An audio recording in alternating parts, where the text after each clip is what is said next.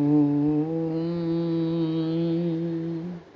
ശ്രീനാരായണ പരമഗുരവേ നമഃ. ഓം ശ്രീ ശാരദാംബികായേ നമഃ. ഓം ശിവഗിരിശിഖരാഗ്രേ ദിവ്യപദ്മാസനസ്ഥം വരദമഭയഹസ്തം പാപവിധ്വംസപാദം സുജനനികരസേവ്യം ചാരുകാരുണ്യനേത്രം കലികലുഷവിനാശം നൗമി നാരായണാഖ്യം. പരമകാരുണ്യകനായ ഗുരുദേവ തൃപാദങ്ങളിൽ സാഷ്ടാംഗ പ്രണാമം. ശ്രീ ഗുരുവും ശ്രീ ശാരദയും കുടുംബത്തിലെ അനിൽകുമാർ സർ, മറ്റു ബഹുമാന്യരായ അഡ്മിൻസ്, കുട്ടികൾ, സഹപഠിതാക്കൾ, ശ്രോതാക്കൾ, ഈ കൂട്ടായ്മയിൽ പ്രവർത്തിക്കുന്ന എല്ലാ അണിയറ പ്രവർത്തകർക്കും എൻ്റെ സ്നേഹം നിറഞ്ഞ നമസ്തേ.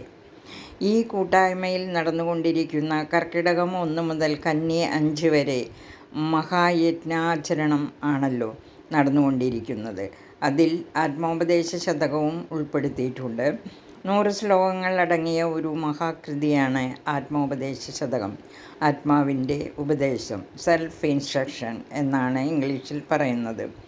1897 ഇതിൻ്റെ രചന എന്നാണ് പറയപ്പെടുന്നത്. ഈ കൃതിയുടെ വൃത്തം മൃഗേന്ദ്രമുഖമാണ്. ആത്മോപദേശം നേടാനുള്ള അധികാരി സാധനാ ചതുഷ്ടയ സമ്പത്തുള്ള മുമുക്ഷുവാണെന്നാണ് പറയുന്നത്.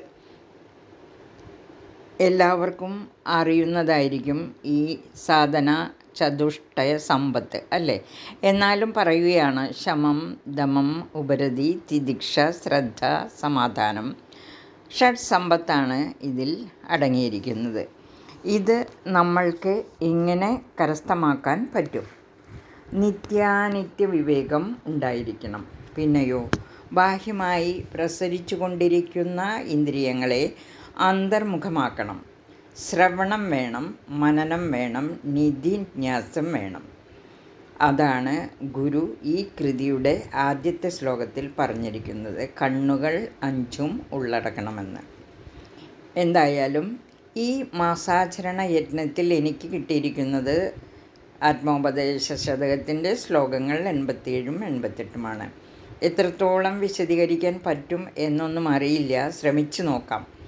ഈ യജ്ഞത്തിൽ പങ്കെടുക്കാൻ എനിക്ക് അവസരം തന്ന ഗ്രൂപ്പ് അഡ്മിൻസിന് എൻ്റെ നന്ദി അറിയിക്കുന്നു. ആദ്യം തന്നെ ശ്ലോകങ്ങൾ ഒന്ന് ചൊല്ലി നോക്കാം. തനിയെ ഇതൊക്കെയും ഉണ്ടു തമ്മിലോരോരിനം, ഇതരങ്ങളിലില്ല ഇപ്രകാരം. തനു മുതലായതു സത്തുമല്ല ഓർത്താൽ, അനർത്ഥവുമല്ലതവാച്യമായിടുന്നു. സകലവുമുള്ളതു തന്നെ തത്വചിന്താഗ്രഹന, ഇതു സർവവും ഏകമായി ഗ്രഹിക്കും.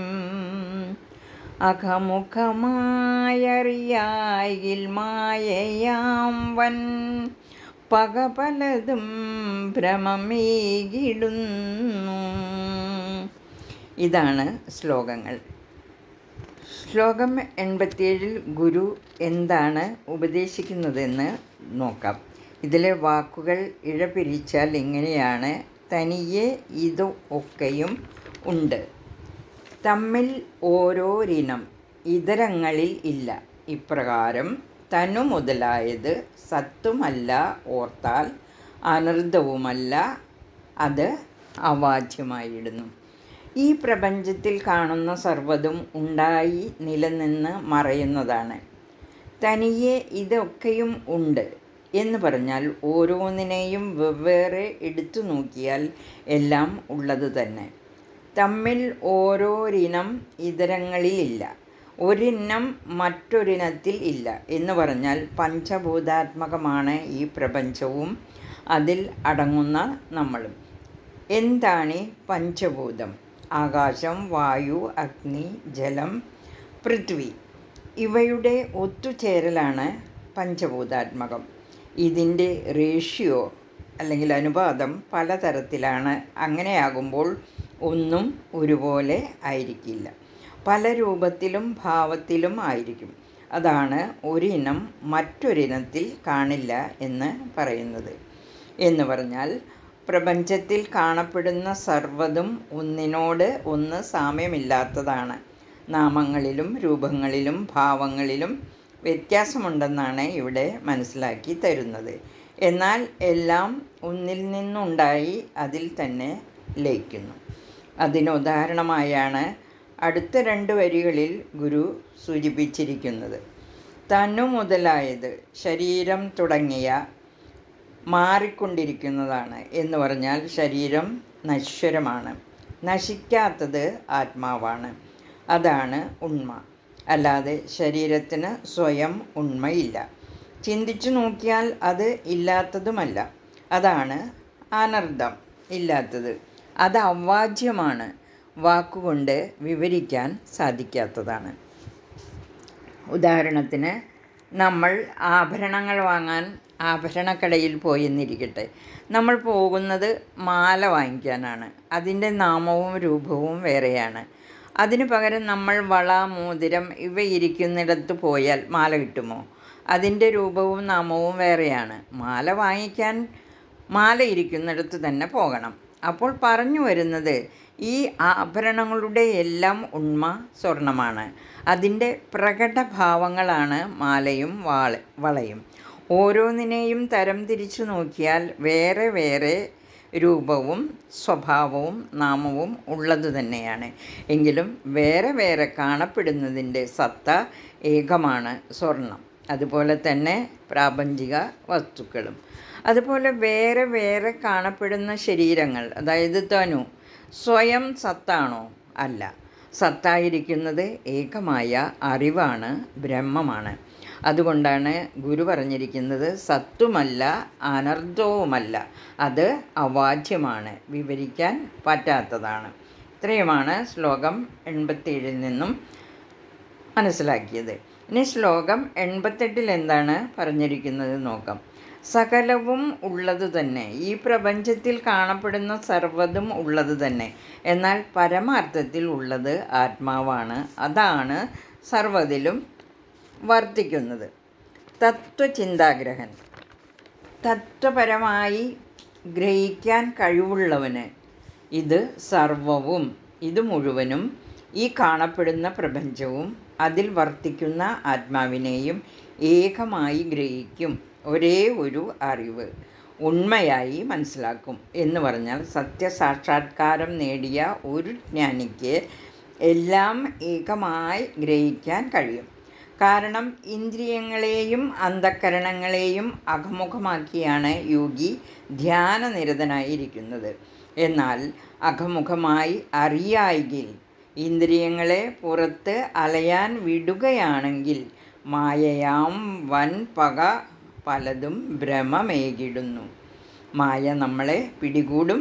ബാഹ്യവിഷയങ്ങളിൽ മുഴുകി സത്യം ഏതാണ് അസത്യം ഏതാണ് എന്ന് അറിയാതെ എല്ലാം സത്യമാണെന്ന് കരുതി ബുദ്ധിഭ്രമം പിടിപ്പെട്ടവനെ പോലെ ഓരോന്നിനെയും സ്വന്തമാക്കുവാൻ ഓടിക്കൊണ്ടേയിരിക്കും. ചുരുക്കി പറഞ്ഞാൽ, ഈ പ്രപഞ്ചം ഉണ്ടായി നിലനിന്നു മറഞ്ഞു പോകുന്നതാണെന്ന് ഗുരുകൃതികളിലൂടെ നാം പഠിച്ചിട്ടുണ്ട്. അപ്പോൾ ഇല്ലാത്തതാണോ ഉള്ളതാണോ എന്നതിന് വ്യക്തമായ ഉത്തരം പറയാൻ കഴിയുകയില്ല. ഉദാഹരണത്തിന്, ഒരു വലിയ വടവൃക്ഷം, അതിലെ ഒരു ഇലയാണ് നമ്മൾ എന്ന് കരുതുക. ആ വടവൃക്ഷത്തിന് ധാരാളം ഇലകളും കൊമ്പുകളും പൂക്കളും കായകളും ഒക്കെ കാണുന്നുണ്ട്. അത് എങ്ങനെയാണ് നമ്മൾ കാണുന്നത്? നമ്മൾ ബഹിർമുഖമായി നോക്കിയപ്പോഴാണ് ഇതെല്ലാം കണ്ടത്. ഇനി നമ്മൾ അന്തർമുഖമായി നോക്കുമ്പോൾ നമ്മളായിരുന്ന ഇല കാണാം. അതുണ്ട്. അത് ഇല്ല എന്ന് പറയാൻ പറ്റില്ല. അകത്തേക്ക് നോക്കുമ്പോൾ ആ വടവൃക്ഷത്തിൻ്റെ ഉണ്മയുടെ ഒരു ഭാഗമാണ് ഞാൻ എന്ന് പറഞ്ഞാൽ ആയില്ല. ബാക്കി കണ്ട എല്ലാ ഘടകങ്ങളും ആ ഉണ്മയുടെ ഭാഗങ്ങളാണ്. അതുപോലെയാണ് ഈ ലോകവും. ഈ ലോകത്തിലുള്ള സർവ്വതും പലതായിട്ട് തോന്നുന്നുവെങ്കിലും എല്ലാം ഒരേ ഒരു അറിവിൽ നിന്ന് ഉണ്ടായതാണ്. തത്വചിന്താഗ്രഹന് അത് ഗ്രഹിക്കാൻ കഴിഞ്ഞു. നമ്മൾ ബഹിർമുഖമായിരിക്കുന്ന കാരണം ബുദ്ധിക്ക് ഭ്രമം സംഭവിച്ച് പലതായി തോന്നുന്നു. ഈ ഭ്രമത്തിൽ പെടാതിരിക്കാനാണ് ഗുരു ഗദ്യപ്രാർത്ഥനയിൽ ഇപ്രകാരം പറഞ്ഞിരിക്കുന്നത്.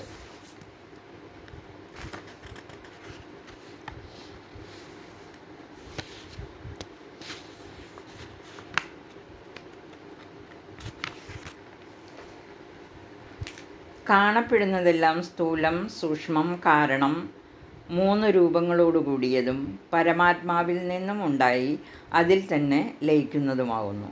അതിനാൽ പരമാത്മാവല്ലാതെ വേറെയൊന്നും തന്നെ ഇല്ല.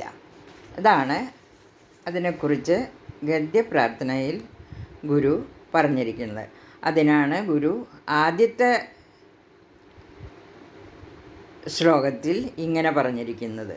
ആത്മോപദേശ ശതകത്തിൻ്റെ 1-ാമത്തെ ശ്ലോകത്തിൽ, അറിവിലും ഏറിയറിഞ്ഞിടുന്നവൻ തൻ ഉരുവിലും ഒത്തുപുറത്തും ഉജ്ജ്വലിക്കും, കരുവിനു കണ്ണുകൾ 5 തെരുതെരെ വീണു വണങ്ങിയൂതിടേണം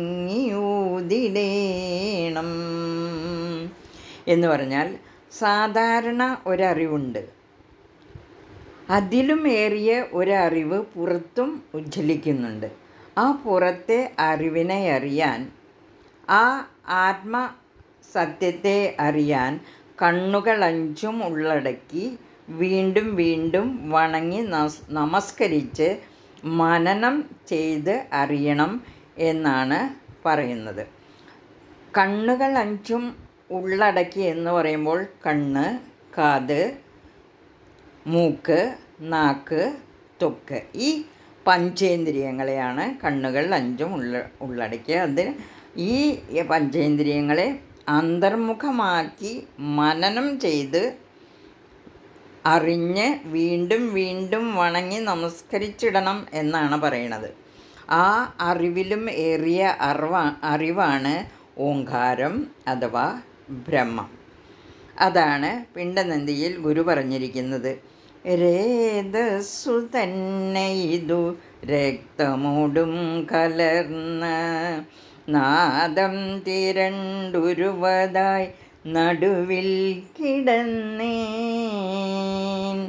ആ നാദമാണ് നമുക്ക് ആത്മാവായിട്ട് ഇരിക്കുന്നത്, ആത്മചൈതന്യമായിട്ട് ഇരിക്കുന്നതാണ് പറയുന്നത്.